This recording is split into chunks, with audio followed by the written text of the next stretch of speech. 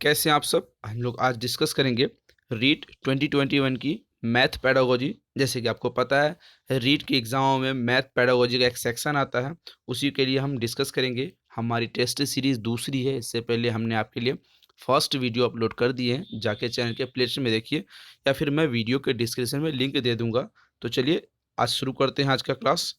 पहला क्वेश्चन देखते हैं। क्वेश्चन कहता है एनसीएफ 2005 मानता है कि गणित में सोचने एवं तर्क का निश्चित तरीका निहित है।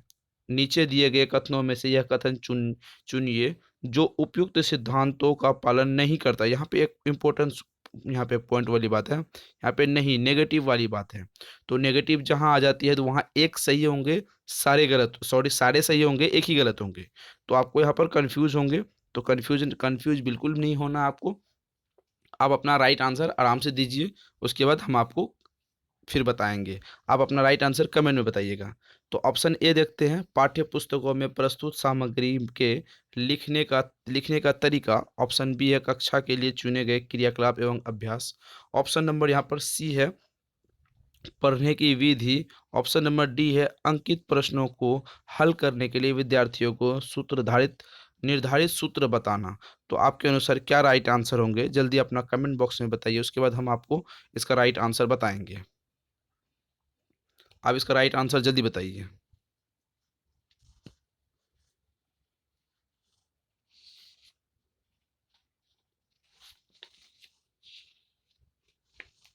ऑप्शन आपको दिख रहा होगा, option number A B C. जो भी आपका राइट आंसर है आप उसको कमेंट करके जल्दी बता सकते हैं कि आपका राइट आंसर क्या होगा। तो यहाँ पर आपको ऑप्शन क्वेश्चन एक बार फिर से पढ़ लेते हैं। क्वेश्चन कहता है एनसीएफ 2005, यहाँ किसकी बात हो रही है, एनसीएफ 2005। अगर आपने सीटेट की प्रिपरेशन हमारे साथ की होगी, की थी पहले पिछले सेशन में, या फिर यूपी टेट की प्रिपरेशन हमारे साथ किए होंगे, तो आपको सी एनसीएफ 2005 के बारे में पूरी डिटेल में हमने बता दिए हैं। जाके चैनल के प्लेलिस्ट में वीडियो पड़ी हुई है, आप जाके वहाँ पर देखिए। क्योंकि एनसीएफ 2005 एक ऐसी चीज़ है, इसका फुल फॉर्म मैं बता देता हूँ, नेशनल करिकुलम फ्रेमवर्क। मैंने पहले भी वीडियो में आपको बताया है कि फ्रेमवर्क को फ्रेमवर्क ही पढ़ना, फ्रेम मार्क नहीं पढ़ना, ठीक है। एक स्टूडेंट ने कमेंट किया था व्हाट्सएप पे, सर मेरा एक आंसर गलत हो गया, एक नंबर की वजह से उसका क्वालिफाइड रह गया, क्योंकि उन्होंने नेशनल नेशनल करिकुलम फ्रेमवर्क के बजाय में फ्रेम मार्क टिक करके आया था। तो यहाँ पर दिक्कत हुई थी उनको, जो आप नहीं कीजिएगा। ये आपको कन्फ्यूजन क्लियर हो गया। तो एनसीएफ 2005 एक ब्रॉड टॉपिक है, इससे क्वेश्चन हमेशा बनते हैं और हमेशा बनेंगे भी, इसीलिए इस वीडियो को आप डिटेलिंग में देखिए। अगर आपको दोबारा देखनी है तो फिर मैं वीडियो इससे बेहतर तरीके से आपको बनवा के दे सकता हूँ। तो चलिए क्वेश्चन देख लेते हैं। एनसीएफ 2005 क्या कहता है, मानता है कि गणित सोचने एवं तर्क करने के निश्चित तरीका निहित है। नीचे दिए कथनों में से सही उपयुक्त में से कौन गलत है, यहाँ पे चुनना है। तो तीन सही होंगे, एक गलत होंगे, उसको चुनना है, ठीक है। तो यहाँ पर ऑप्शन नंबर यहाँ पर दिया गया, पाठ्य पुस्तकों में प्रस्तुत सामग्री को तरीका से लिखने का तरीका। ऑप्शन बी है कक्षा के लिए चुने गए क्रियाकलाप एवं अभ्यास। ऑप्शन सी है पढ़ने की विधि। ऑप्शन डी है अंकित प्रश्नों को हल करने की विद्यार्थियों में सूत्र बताना। एनसीएफ 2005 रटने को प्रवृत्ति नहीं दी है। तो यहाँ पर भी आप सूत्र वाली बात है, तो सूत्र मतलब रटने वाली बात है। क्या वाली बात है, रटने। तो यहाँ पर रटने को प्रवृत्ति नहीं दी गई है एनसीएफ 2005। इस हिसाब से कह सकते हैं ये ऑप्शन आपके गलत होंगे। ये ऑप्शन सही होंगे, जो सही होंगे वो गलत होंगे, जो गलत होंगे वो सही होंगे, क्योंकि नेगेटिव टाइप के क्वेश्चन है। तो इस हिसाब से option number D is the right answer. अगला क्वेश्चन देखते हैं। गणित में निदानात्मक परीक्षण डायग्नोस्टिक टेस्ट का उद्देश्य है। गणित में निदानात्मक परीक्षण का उद्देश्य क्या है। ऑप्शन नंबर ए है यहाँ पर बच्चे की समझ में निहित रिक्तियों को जानना। ऑप्शन बी है अभिभावकों प्रतिपुष्टि फीडबैक देना। ऑप्शन सी है प्रगति प्रपत्र पत्रक प्रोग्रेस रिपोर्ट को भरना। ऑप्शन डी है सत्रांत एंड टर्म के लिए परीक्षा के प्रश्न पत्र की योजना बनाना। तो यहाँ पर निदानात्मक एजुकेशन क्या है, निदानात्मक उद्देश्य क्या है, एम ऑफ डायग्नोस्टिक टेस्ट का एक उद्देश्य क्या है। तो आपको ये उद्देश्य बताना है। राइट आंसर क्या होगा आपके अनुसार, जल्दी इसका राइट आंसर बताइए।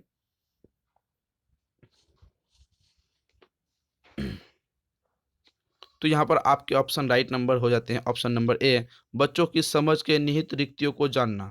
बच्चे निदानात्मक हम परीक्षण इसलिए करते हैं अपने क्लास में कि बच्चे कितने सीख चुके हैं या बच्चे कितने सीखे हैं या बच्चे सीखने की कौन सी प्रक्रिया में हैं। अगर बच्चे बेहतर ढंग से नहीं सीखे हैं तो उनको हम बेहतर से बेहतर सीखने के जो तरीके इस्तेमाल करके उसे हम सिखा सकते हैं। अपनी लर्निंग एप्टीट्यूड को चेंज करके, लर्निंग विधियों को चेंज करके उसे बच्चे को हम सिखा सकते हैं। बच्चे कितना सीखे, यही तो है निदानात्मक का ऑप्शन। उसके बाद हम उसके बाद बच्चों को हम सिखाते हैं। चलिए अगला क्वेश्चन देखते हैं। क्वेश्चन कहता है उपचारात्मक शिक्षण से है। ऑप्शन नंबर ए है अधिगम सरल हो जाता है। ऑप्शन बी है पाठ्य की पुनरावृत्ति होती है। ऑप्शन ऑप्शन बी है पाठ्य की पुनरावृत्ति होती है। ऑप्शन सी है छात्रों की सीखने की कठिनाइयां दूर होती है। ऑप्शन नंबर डी है उपरोक्त सभी। यहाँ पर आपको ऑप्शन बताना है कि मोस्ट इंपॉर्टेंट क्वेश्चन है। ये दोनों क्वेश्चन मैंने आपको कई बार कहा कि ये क्वेश्चन हमने इंपॉर्टेंट क्वेश्चन सेलेक्ट करके लाए हैं ताकि ये क्वेश्चन बेस्ट ऑफ बेस्ट क्वेश्चनों में से है। बार बार पूछे जाते हैं ऐसे क्वेश्चन। उपचारात्मक शिक्षण क्या है, तो यहाँ आपको बताना है। हमने निदानात्मक क्वेश्चन के बारे में सॉल्व किया, अब यहाँ पर उपचारात्मक के बारे में बता रहा है। तो इसका राइट आंसर आप जल्दी बताइए कि आपके अनुसार क्या होगा इसका राइट आंसर।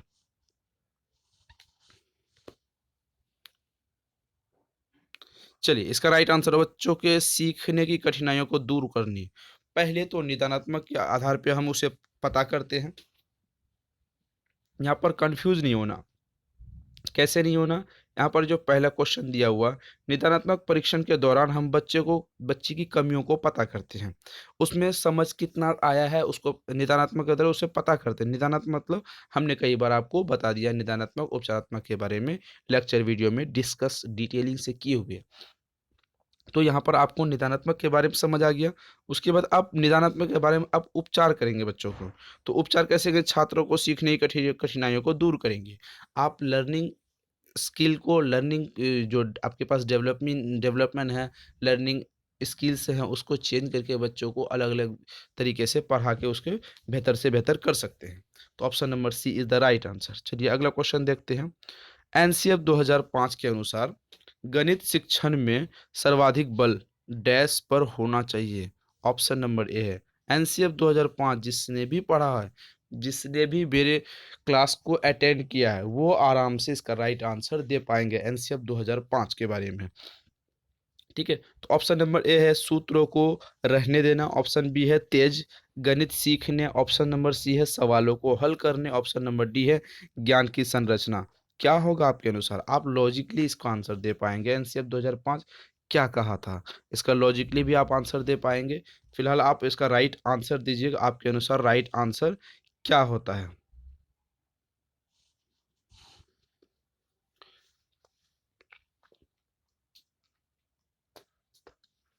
चलिए क्वेश्चन देखते हैं।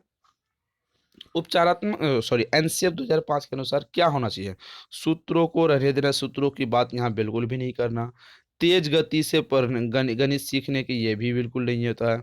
सवालों को, सिर्फ सवालों को हल नहीं करना, उसके उसकी गुणवत्ता को पहचानने के बाद उसके साथ साथ उनकी बेहतर से एक्टिविटीज़ को उसके इन्वायरमेंट को समझने भी ये एनसीएफ 2005 ने कहा।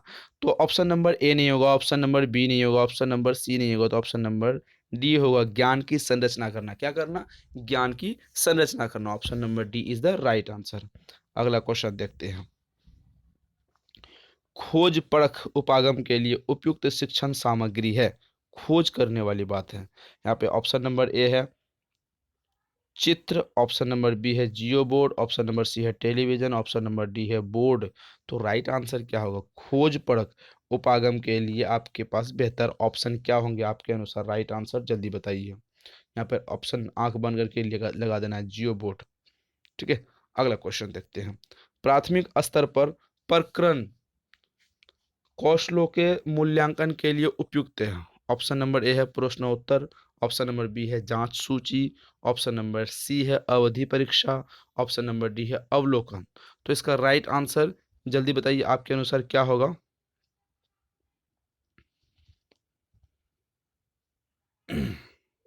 क्वेश्चन एक बार देख लेते हैं हम डिटेल में।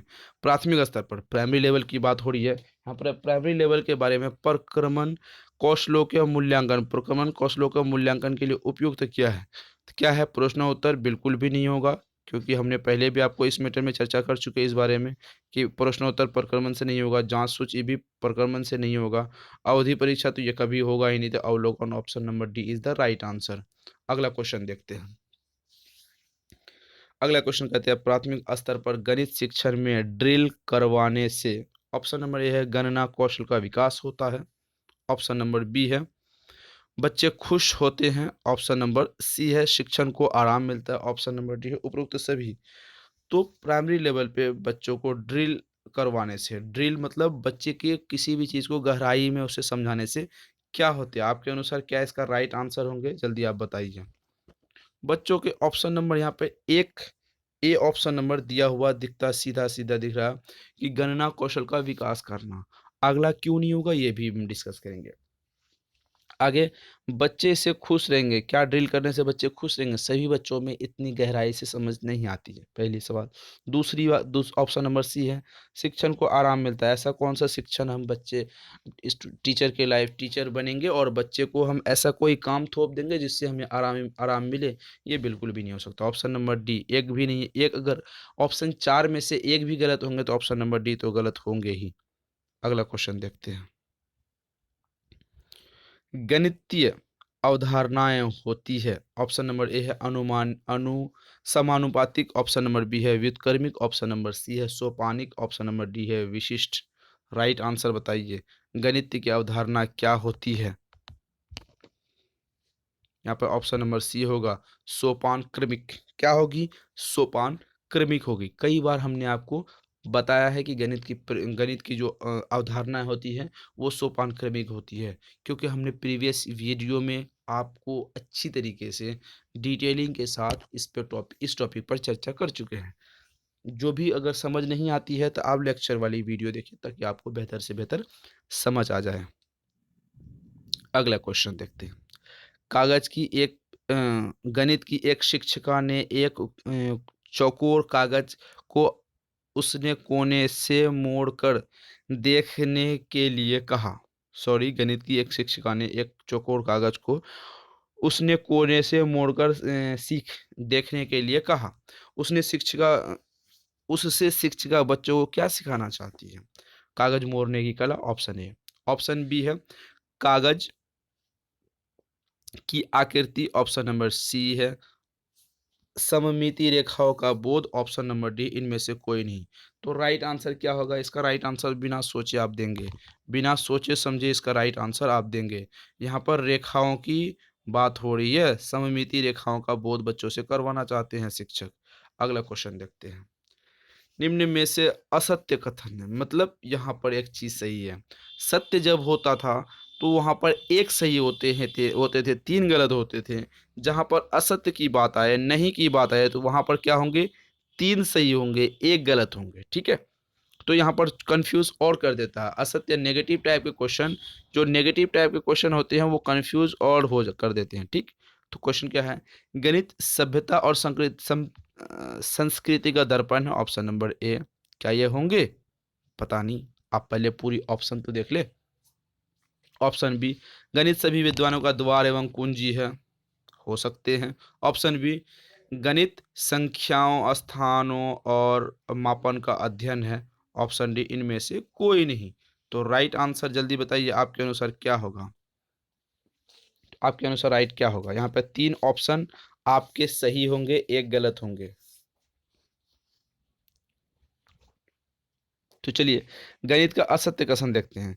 गणित सभ्यता और संस्कृति का दर्पण है, सही। ऑप्शन बी है गणित सभी विद्वानों का द्वार एवं कुंजी है, सही, क्योंकि सभी विद्वानों का, जब तक गणित नहीं होगी तब तक विद्वानों की वैज्ञानिक दृष्टि से वो बेहतर किसी चीज को, किसी निर्णय पर नहीं पहुंच पाएंगे। ऑप्शन नंबर सी है गणित संख्याओं का स्थान स्थान और मापन का अध्ययन करता है, ऑप्शन नंबर सी सही भी है। तो अब तीन सही होंगे तो एक गलत होंगे, तो option number D is the right answer.